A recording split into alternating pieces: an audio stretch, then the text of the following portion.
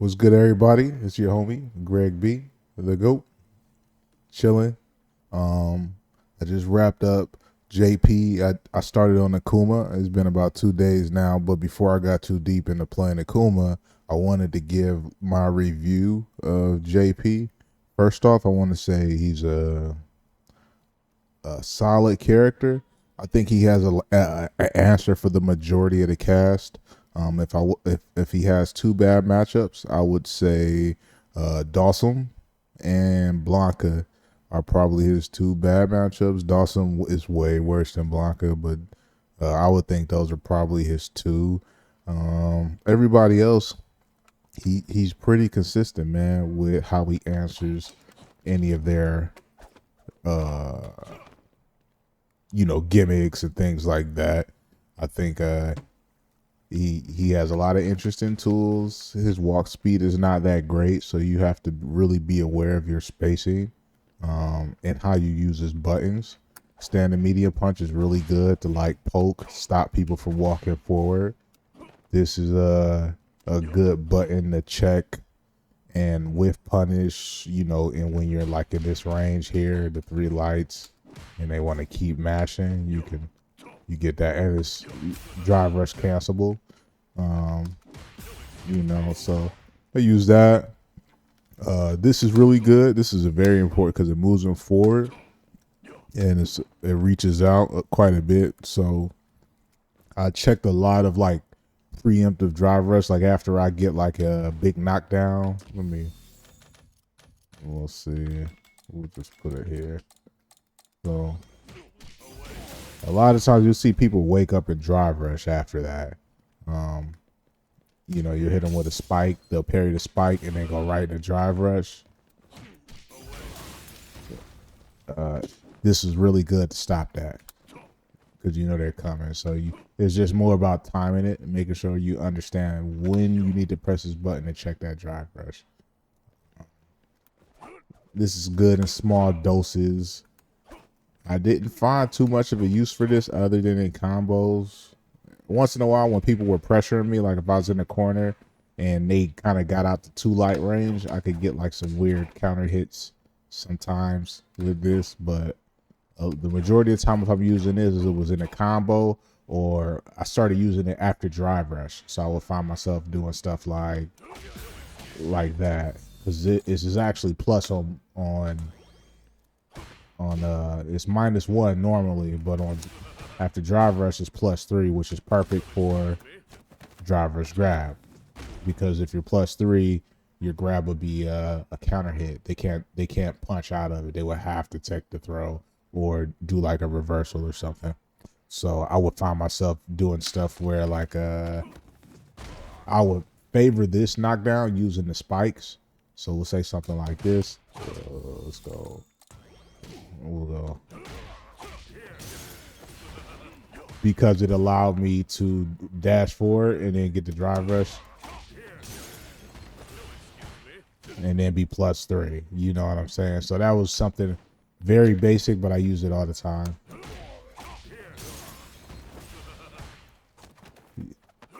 Standard, you know what I'm saying? So rather than take the full screen knockdown in zone,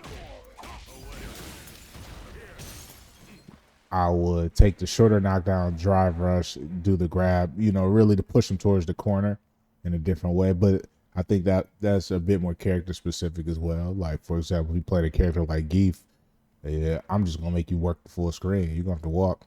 You're going to have to come see me. I'm not going to, but even then I would do it just to change the pace because people that study the matchup, they get comfortable dealing with the different, sequences you can do.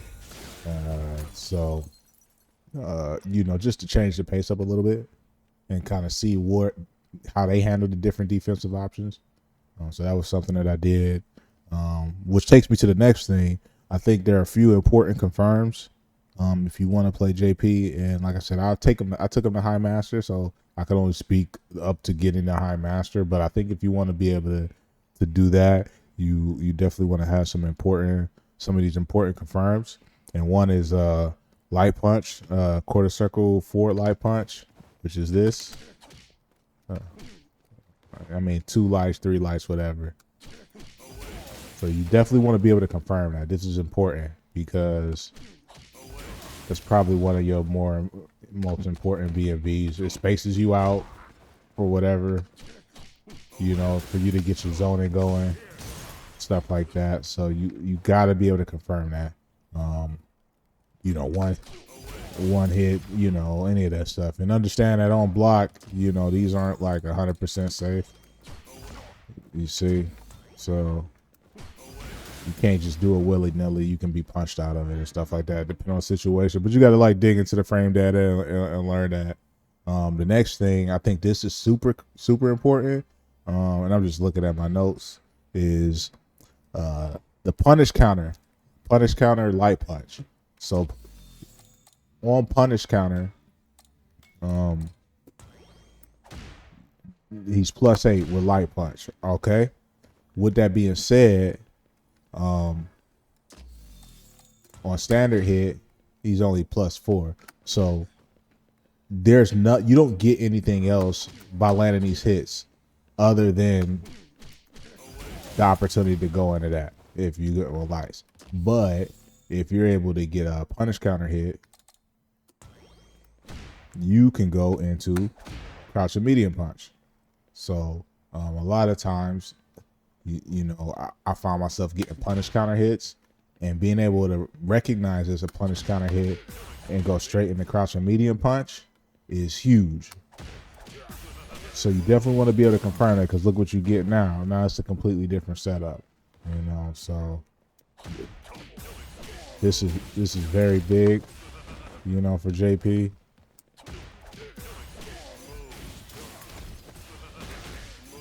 So and that's not the right combo, but you get the picture. You hit the lab, make sure you know the optimal for that. You know, you go to level 3, all types of stuff. It just depends on the situation, what you want to do, your meter and all of that stuff. Again, though, I like the end of the spike because you get the same kind of follow up depending on how you want to spin your meter. I thought this was cool.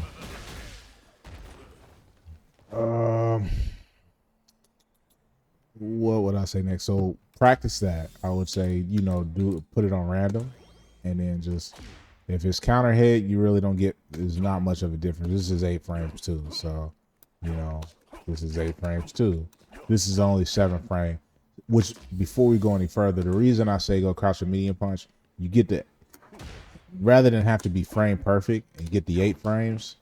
I like doing the one that's slightly faster. That way, if I'm late on my button, I have 1 frame of give, I guess you could say, to where I can still get the hit. So, and I feel like the range is slightly better, you know what I'm saying? But don't know that for sure. It's just my preference. But obviously, you can do that and hope. You know, this is back medium punch, so that's one, you know what I'm saying? But I just felt like when I was getting counter hits, it was never in the range of this. My counter hits, you know, maybe I could get this, but a lot of times I'm already down, so I like going there, you know what I'm saying? But yeah, I like JP a lot. What's going on? Oh, okay, there we go. What was next on my list of things? Spacing for anti-airs and conversions. JP anti-airs, this is very powerful, but it's not like Lily's where you could jump, it hits people trying to cross you up. It doesn't. So you want to make sure you're in a good spot for anti-airs. I found what was best for cross ups is this, you know, unless they empty jump you, use it, you know what I'm saying? Just make them show. Some people will start out empty jumping, so maybe you want to kind of see it. That's a read at that point. You just got to see what kind of player you playing, you know, for that particular jump arc. Where let me see if I can set that up. Block on, block reversal.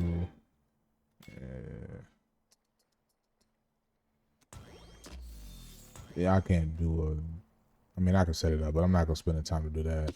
But there's a jump arc specifically for cross ups where, you know, another thing you can do, jump back buttons work really well. He's got really good air to airs, so use those to stop people from jumping over you.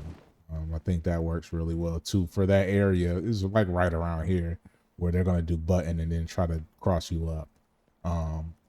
Which outside of that, any of the other ranges, you're right here. You stand a heavy kick, it moves you forward slightly. This does work really well as an anti-air though. Do not discredit this. It may not look like it. It works really good. And then for further anti-airs, which typically come from like people trying to jump over spikes, forward heavy kick. It works really well. So let me see if I can set something up. We'll make him jump. This will be a little easier to do. So he'll block one, then he'll forward jump. So we'll do something like that. You see? So, and then make sure you know your conversions off of that. So practice this. Practice that. Practice your conversions. You know, you can get to pretty much anything you want from there. You can extend it however you want. You can not extend it. You can set up portals, all of that stuff. Which brings me to the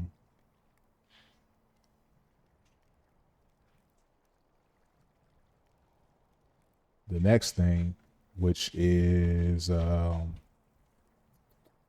level 2 conversions. Make sure you have your level 2 conversions down because JP, they're important.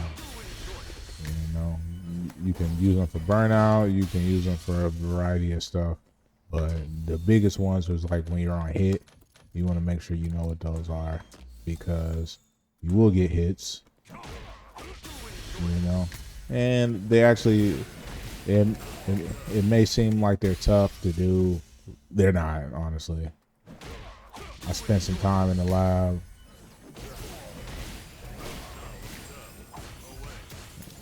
And that was pretty much it.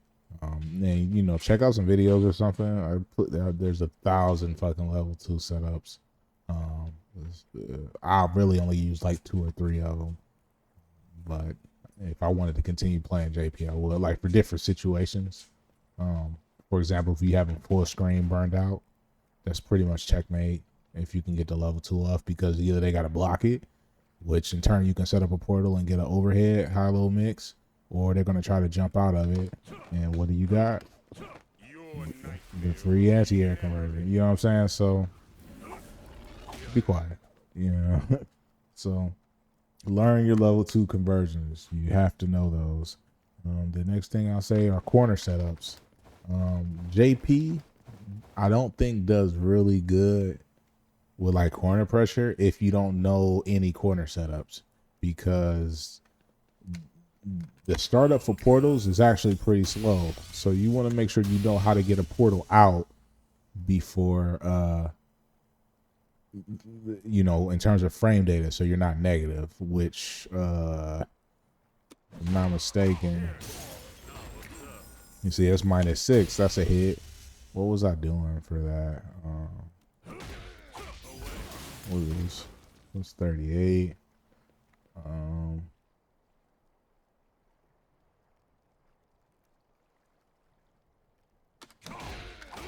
Oh, okay. So I use spike and then I use the OD portal. You see, I'm +4 right here.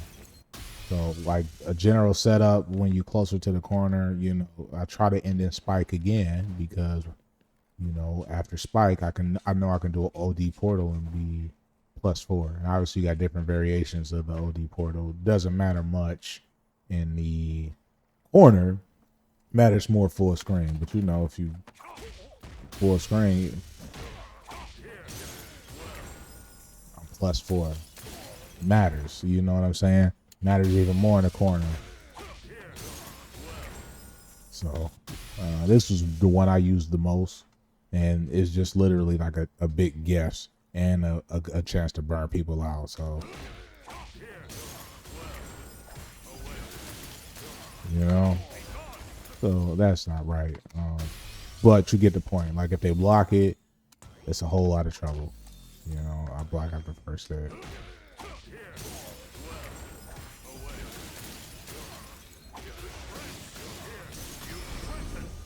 And that's just something simple, you know.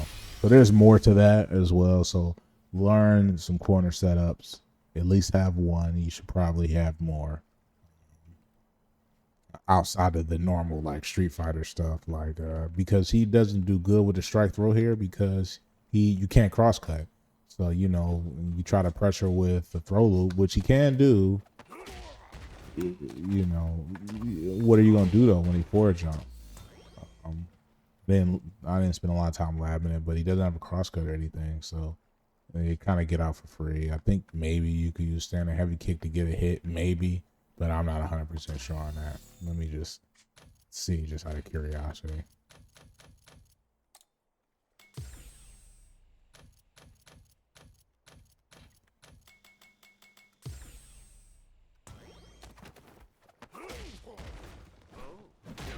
Yeah, that's not even a thing. So you're not getting a hit per se. They could jump and block that. So which means you just switch spots, trying to throw loop for no reason. And then the last thing I'll say is knowing when to zone. As much as you know, it feels like you getting oppressed by JP from his zoning. Certain areas it's not good for JP, you know, because the startup for stuff is slow. So like right here, this 34 frames of startup for that move. You know, I'm sorry, it's a little less if you don't hold it, but like this is easily countered. You know, people jump over this shit, especially at this range. That doesn't look when that hits. You know, that's almost 30 frames, like 31 frames before it hits. You know what I'm saying? So it's 31 frames to start off.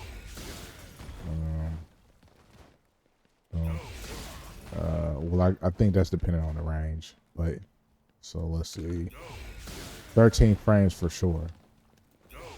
So you got 13, so 13 frames, which you're not going to do it point blank unless you do like something like that. But like anything like right here is they're going to react. They're going to jump over it. They're going to DI you, stuff like that. So you want to be, it's really hard to use ghosts right here. A lot of times you're using feints, looking to get the anti-air. Same for portals. Look at this, 50 frames of startup for a portal. Like you're not going to set a portal up right in front of somebody and not get punished. Which means you really, you know, your sequences at the round start right here, which I think is really important. You know, you're looking to either start pressure or start your offense, because most people that know JP aren't going to walk back. They're going to try to approach you, and they're going to try to mix you as much as they can and get as much damage as they can off of you before you can space them out and start zoning. Better players won't even try to rush you. They'll hold this space like right around here and just wait for you to beat yourself, for you to try to do portals, for you to try to throw ghosts, and then they're gonna just hit you with big damage after big damage combo. So round start, you know, you got to learn how to use the buttons, use neutral, you know, poke, irritate them, you know, use those. Don't spam it because these are easily whiff punished. You know what I'm saying? And better players will whiff punish you. But you need to know how to use them effectively.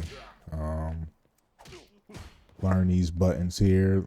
It's unfortunate that his light normal, most of them 6 frames, 5 frames, you know, 6 frames. Only 4 frames is crouching light. So, you know, but it's good range on it. So make sure you understand how to use his normals. This one is really good as a whiff punish button, but it is easily whiff punishable as well. So don't get trigger happy with it. Use all of his normals. This is probably the only one I don't use in neutral, to be honest with you. I never figured out how to. Maybe it's not meant to be. I really only use it as a combo tool, and literally just to like get the light spike conversion, or to get to the spike conversion off of like lights. like that. You know what I'm saying? So you definitely want to, you know, once you get your knockdowns, that's when you start your zoning. You know, you send up far, set up portal, you see, and practice that. Like practice dealing with people that jump on wake ups. I think that's a big one. You know, so your portal, you know how to release the portal and get the hit when they forward jump. You don't want it after they land, because after they land, I mean, you can if it's intentional, but if you can get it in the air, because that's where JP big damage come from. It comes from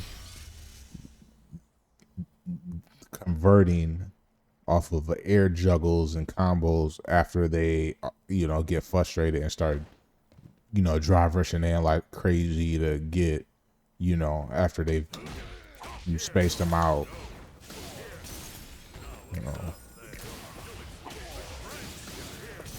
You see what I'm saying? Look how much damage they gave up, you know, off of doing stuff like that. So you got to learn those things, because if you don't, JP is not going to win. Because to be 100% honest, a lot of this stuff can be blocked. Like better players, they're going to block and parry this. You know, like all of the ghosts and stuff like that. It's really not that bad and better players will perfect parry it. So you're not doing any type of damage even to their drive gauge. They'll just perfect parry all of this shit. And then wait for you to give up and do that, anti-air it, and then start to mix from there. You know what I'm saying? So again, that's better players that are comfortable perfect parrying. If they're comfortable perfect parrying this, they're waiting for the portal. And then you portal, they're going to anti-air, they get their knockdown, and then you have to deal with their mix after that. And they're looking to bait this. You know what I'm saying? So it's going to be a lot of delayed buttons, a lot of jump shimmies, a lot of walking shimmies, stuff like that. You know, characters that have fireballs, they'll be using like meaty fireballs and stuff like that to really deal with wake up amnesia. So that won't be useful either. You got to really have a read on the buttons, the players like button timing and what type of mixes they going for when you want to use this. So I wouldn't recommend using it right away. Use it sparingly, or don't. You know what I'm saying? And see how it goes for you. Like maybe, you know, I played around with the idea just, you know, on my first knockdown, but it's just a risky thing, because if you do this and they bait it, not only did you burn your meter, you're gonna get the punish counter hit, which takes more meter. Now you're down to like 3 bars or something, or 3.5 bars. And you don't want to be in that position with JP, and you probably be in the corner dealing with more mix. So you basically giving up a round because you wanted to wake up with that shit. But work on lower levels, but better players are gonna bait that shit. Outside of that, like I said, I think JP is fun. I think he is a lot to dig into, and I like characters like that. Definitely on the air conversion side, man, you get so much from that. You just got to get used to dealing with the pressure and not having like a true like a wake up DP. You know what I'm saying? But a lot of good moves. This doesn't hit on crouching opponents 2 times. It only hits once, and you can't cancel out of it the same way. So be aware of that. That's pretty much it, man. Like I said, only 2 matchups I think were really tough for JP, Dawson, and Blanca, because their tools are kind of built to kind of naturally get around the stuff that he does. So lab those, make sure you know them. I don't know how much labbing you could do to really deal with JP. I mean, to deal with Blossom. I didn't like the JP mirror either, honestly. Most mirrors don't really bother me, but the JP one, again, just because he tries to occupy the same space, y'all will find yourself doing this. So a little tip with that, you know, I would, after they did spikes, I would I played a better JP. What I would do is after spike, you do OD spikes, and you will win every time. And then after that, you get to start the ghost pressure and stuff like that. Don't spend too much time trying to set up portals, because unless you know you're gonna be plus, it's a waste of time. So that's my tip. And then make sure, a lot of them aren't patient and they just doing random stuff. So if you have a consistent offense, most of the JPs will beat themselves in the JP matchup. It's a little tougher when you're not JP playing against JP, but if you playing against JP, you should look to be like right around here. I wouldn't really want to be anywhere else. Right here. And if you got a fireball, even better. I would just shoot fireballs and just be really annoying right here until they get frustrated. Then you jump a ghost and you beat the shit out of them. But yeah, I think I got JP to High Master in about 150 matches, 200 matches. I could pull it up really quick. Give me a second.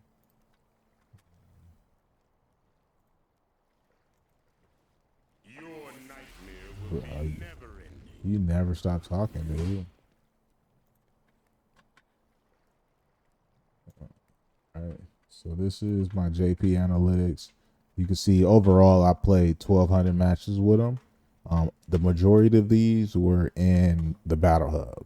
So you can see 1,100 of them were in the Battle Hub. 1,200 matches, the 1,100 of them were in the Battle Hub. My ranked matches, I didn't even play 200 matches with them in rank. So I spent a lot of my time in Battle Hub practicing, my offense and things like that. My defensive options for the various random things that people do, like gimmicks and things like that. I ran off a couple 10+ win streaks with him. Very strong character, and I liked him a lot. I could see myself playing with him more.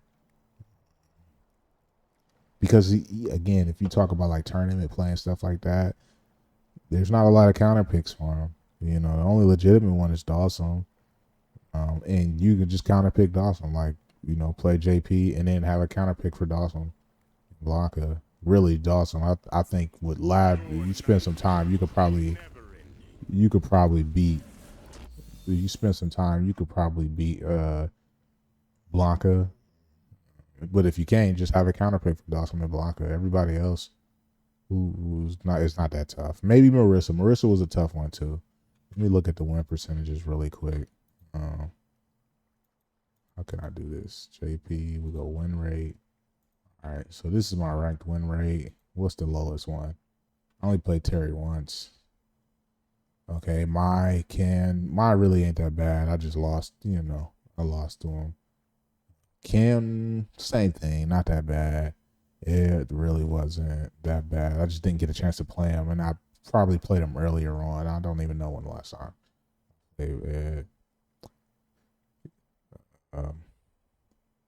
Yeah, but you look at the win percentages, man. The majority of them are well over 50%. And the ones that are underneath, I didn't really get enough data or chances to play them.